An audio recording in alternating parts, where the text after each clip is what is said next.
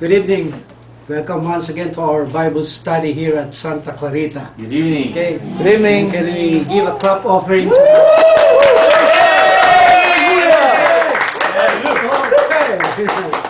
We're still in the book of Revelation, and we will study verses 4 to 6 tonight. Amen. But we would like to have a review of what we have talked about last time.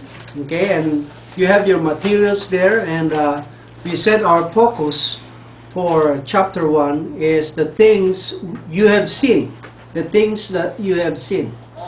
The division would be the Lord Jesus Christ. The focus would be the Lord Jesus Christ, of course. And the topic would be vision of Christ, or theophany.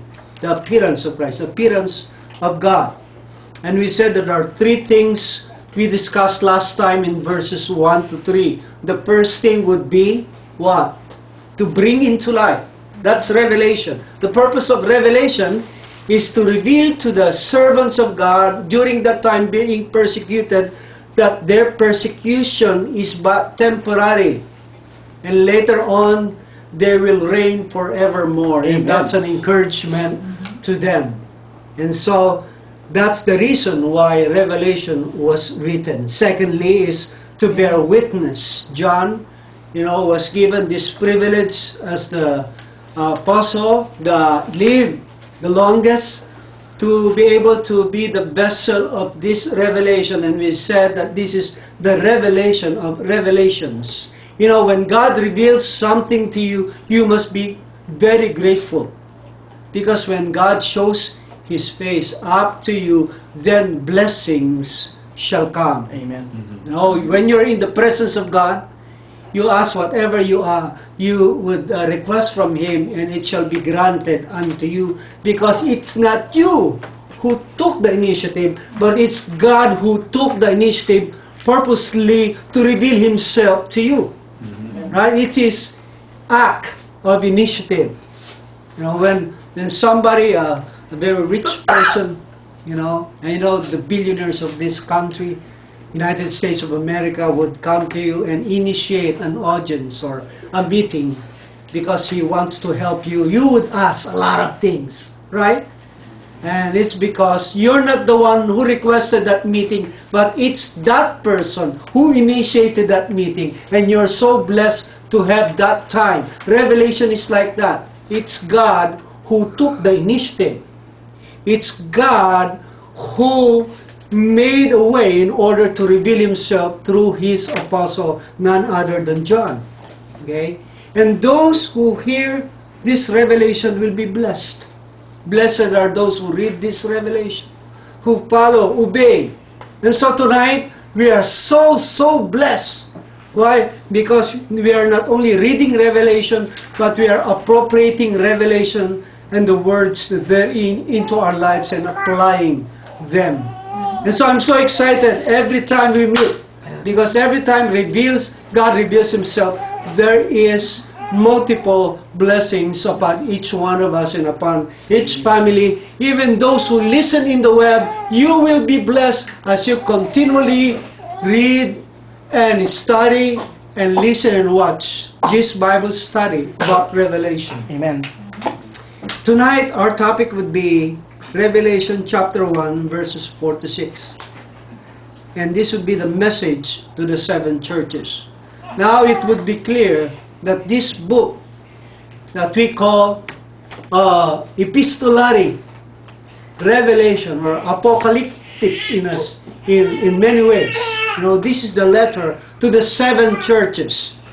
This is not just a book about revealing God Himself, but He revealed Himself to the churches. And we call this the 7 churches. Would you read with me verses 4 to 6 together? You have your copy of the Bible or the verses. Let us read together. Begin in verse 4. John, to the 7 churches that are in Asia, grace to you and peace from Him who is and who was and who is to come, and from the 7 spirits who are before His throne, and from Jesus Christ, the faithful witness, the firstborn of the dead, and the ruler of the kings of the earth, to Him who loves us and released us from our sins by His blood. And He has made us to be a kingdom, priests to His God and Father. To Him be the glory and dominion forever and ever. Everybody said, Amen. Well, we could see here that verse 4 is a very clear, statement that this revelation, this letter, was intended to be read by the 7 churches in Asia. John, of course, wrote this to the 7 churches that are in Asia. And as you would have an overview of the 7 churches, okay, which churches during that time are being, chosen. You see, there's a lot of local churches during that time, right? There are churches in Troas. You find it in Acts 20. There are churches in Colossae. There's a church in Hierapolis, and perhaps in Magnesia, in Tralles. It was Ignatius who wrote to them less than 20 years later, according to a commentary, written by Frank Gabeline. Well, this is an overview of the 7 churches, okay, according from best to worst. Okay, first is Philadelphia Church. Philadelphia Church is a church of brotherly love. It's the best church. Of course, where there is love, there is liberty. Okay, and when you have the love of the brethren, you have God in your life. So it's the best among the 7 churches, Philadelphia. But we're not going to study in detail, the church in Philadelphia. But that's the description, the primary quality of the church in Philadelphia. Second is Smyrna. Okay, Smyrna, church of martyrdom, persecution, and poverty. Well, this is the church that, had perhaps a lot of them giving their lives for the sake of the gospel. Smyrna. Okay. And number 3 would be what? Ephesus, the apostolic, desirable church. But they left their first love. We will study more about that. Okay. Number 3 is Pergamos, married to the world. The world infiltrated the church instead of the church infiltrating the world. Oh, so there's a difference. Nowadays, I see churches being infiltrated by the world. And so, people and their lives are according to the world, not according to the Word. It should be different. The church should make a difference to the world, and not the world making a difference to the church. Okay, so that's Pergamos. Thyatira, continual sacrifice, but ungodly doctrines. They are mixed. There are compromises. Okay, and number 5, of course, in the list, but this is, perhaps going to the worst. It's Sardis, the dead church. There's a lot of dead churches today. I'm sorry to say that, but many churches, their buildings are so big, sanctuary, you're sitting about 3,000-4,000 people, but there are 4 people inside. Dead church. When I first came here in America, that was what I saw. Okay, lots of big churches I enter. I can number the people by my fingers, the number of fingers in my hands. And of course, Sardis, the dead church, few not defiled, the Reformation. Okay, and so they call it the Reformation Church. We'll talk about it later. And lastly, Laodicea, the church of lukewarmness, neither hot nor cold. Okay, we don't know if it's really hot or it is really cold. It's lukewarm. Okay? What do you like to drink when it's summer like this? Cold, right? And it's really, you want to refresh yourself. Then you drink it, it's lukewarm. You will be disappointed. You want to spit it out. Yeah. If somebody, during the night, especially myself, before I sleep, what makes me sleep is a cup of coffee. Wow. Different system in my body. But I don't want my coffee to be lukewarm. I want it what? Hot. Hot, of course. Because if it is lukewarm, I spew it out from my mouth. I don't like it. Okay? God would rather have you really very hot in your faith. Or He can tell if you're really very cold, so He can tell you to warm up or to be, ablaze in your faith. And Laodicea is the kind of church that have this lukewarmness. But you see here in verse 4, John to the 7 churches that are in Asia, why choose these 7 churches? Why were these churches chosen? What are the reasons? Okay? Well, number 1, 7. 7 churches. 7 is a perfect number. It's a number of completeness. So when you say 7 churches, all the churches are represented, in these 7 groups. Right? It's a perfect, number of churches. That's why it's 7 churches. Okay? The word 7 has been used a lot of times in Revelation. We will talk about that. Okay? 7 spirits. Right? And all that. Why? Okay? Why, 7 churches? The typical qualities of churches through the ages, obedience and disobedience, are included in this group of churches, 7 churches. All the qualities of disobedience, lukewarmness, martyrdom, first love, all of those characters, qualities are included in these 7 churches.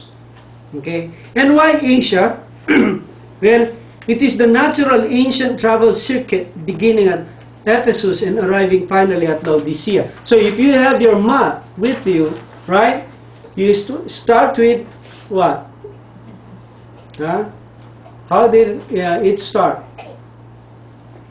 Okay, as you look at your reference, okay, Ephesus. summary table for the 7 churches, Ephesus, right? Where's Ephesus? Down there. Okay, you're starting with Ephesus, you go to Smyrna, and then you go to Pergamum, Thyatira, Sardis, Philadelphia, and Laodicea. If the letters or a circuit preacher or an apostle or a minister would go around those churches, it would start at Ephesus and it would end to Laodicea. That's why 7 churches of Asia. And during that time, it's the western part of Turkey. Okay? That is the scope of these 7 churches. And I gave you a handout of 7 churches described and identified.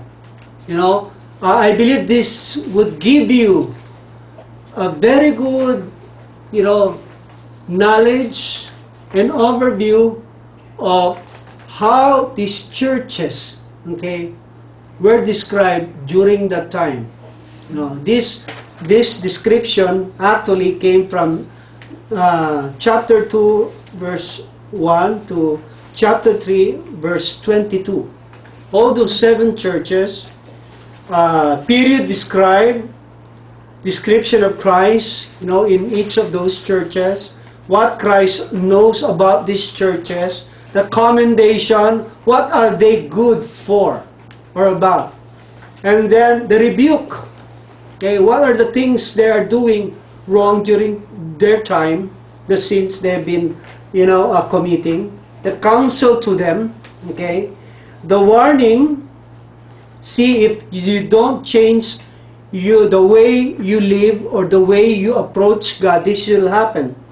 And then what you have, rewards for overcomers, other promises, and the closing, the conclusion. What I would have us to do, and we'll talk about it, in our intentional or purposeful meeting that we will have, is that we will assign some of these good men, okay, to handle perhaps the church and describe to us, in our Bible study. Amen? Amen. Amen. You just have to look, perhaps, start at Ephesus, and then you can describe the church of Ephesus written in Revelation chapter 2 verses 1 to 7, and all the description, you can explain or share, and you will be given enough time in order to prepare, of course, in the materials that you need. That's why you have those materials right now. You have an overview of Revelation, and then in that part that you are assigned to share that evening. Amen? Amen. Okay, that's the purpose. So, that's the message that John would like to share to the 7 churches, particularly, okay, to these 7 churches written starting in chapter 2. Okay, and we would go to that part. But, you see, as we continue in verse 4, okay, you turn your, paper or your material at the back page, you will see grace and peace. That's the original greeting. Grace and peace, they are a combination of the culture of the New Testament. Grace and peace. The Old Testament cannot be explained without the New Testament, right? And the New Testament cannot be completed without the Old Testament. And the word grace and peace are two, words that were used most often in those 2 testaments. You see, grace, in the New Testament is what you call a byword, as something that has been always used by Paul. And grace, the original Greek word is charis. Right? That's why there is a word like charisma. You have a charisma, you're gifted. You're not only handsome, but people are attracted to you in a way that I could not explain. Yeah, you. Charisma. Okay, charisma. Okay. But on the other side, okay, of course, charis, grace, is an unmerited favor. When something, is given to you by God, you don't deserve it, you don't buy it, you did not earn it, but it was given out of His own initiative for you to be blessed, and you don't have to do anything, to acquire it, but just to receive it. It's a grace. It's something that God favors you with, And this is very important during this time and in this book of Revelation, combined with shalom. Shalom is the what? Old Testament word. That's why until now, Jews are greeting each other, shalom. Shabbat, shalom. Shabbat is the rest day, and shalom is peace. It's a combination. When you receive the word shalom, as a greeting, the person who is giving it to you or pronouncing it to you pronounces not only blessing of peace, but blessing of orderly life, complete in everything. Right? Ordered schedule, ordered, acquisition or acquiring of all your needs every day, on time, in time, if you may call it like that, and order in your mind, You know, the word discipline, God has not given you a spirit of fear, but of love, you know, of strength and power and sound mind, right? The word there, sound mind, is to be orderly in your mind. Your mind cannot be sound if your mind is confused. And the only thing that will give you order in your mind is the gospel. Revelation gives order in your mind. Right? Makes your mind orderly. So that when you speak, you know, do not know only what you're saying, but you're revealing something from the mouth of God Himself, you know, as a revelation, the Word of God. So grace and peace together combined will allow for those who are under persecution to continue on. Amen. Right? I remember that video that you showed me and said the grace of God, you know, combined with peace allowed for him to be a martyr for Christ. I would not, you know, tell them the reference. But I saw it and I can still picture it in my mind. How he was able to sustain that kind of faith. It's because the grace of God, the unmerited favor of God, the strength of God is upon him under persecution. At the same time, he had the peace that passeth all understanding. And in Revelation, it's a good, you know, encouragement for those people, because this would prepare them, okay, to be able to go through a lot in their lives. Right? When you have grace only and you don't have peace, it's not complete. You have peace, but you cannot sustain it by God's grace, it's not complete. But if you have the grace of God and the peace of God together, we call it in Greek Irene. E-I-R-E-N-E. You know, so if you have a daughter whose name is Irene, that means peace, the peace of God. Not Irene, okay? Awin, okay. So, that's why when, you know, it was mentioned here in this verse, especially in verse 4, Revelation chapter 1, John to the 7 churches that are in Asia, grace to you and peace. Right? It's a complete greeting. It's a complete pronouncement of blessing. If I say to Brother O.G., grace to you and peace, that's a complete blessing. Okay? And so if I say only grace to you without peace, you know, there's lacking with something that is very, very important. Right? Okay. And as we continue, we would see that in these verses, especially continuing in verses 4 to 6, you know, we have the doxology. Immediately, you know, this revelation gives glory to God. Doxology is a word of glory unto God, or giving praise unto God, adoration, giving the credit, so to speak, not to the people or to anybody but to God alone. Doxology. Okay? And it was expressed here, you know, by revealing the power of the triune God, the Trinity. Okay? And it's actually focused mostly on the Lord Jesus Christ. First the Father, okay, and said, from Him who is, and who was, and who is to come. Remember when Moses was there, you know, in the wilderness, he was attracted by a burning bush, and it was not consumed, right? And it's a spectacle to him. It's spectacular, and he was attracted, right? And the Lord spoke in the midst of that, okay, remove your sandals, for the place you are stepping or you are in is a holy ground.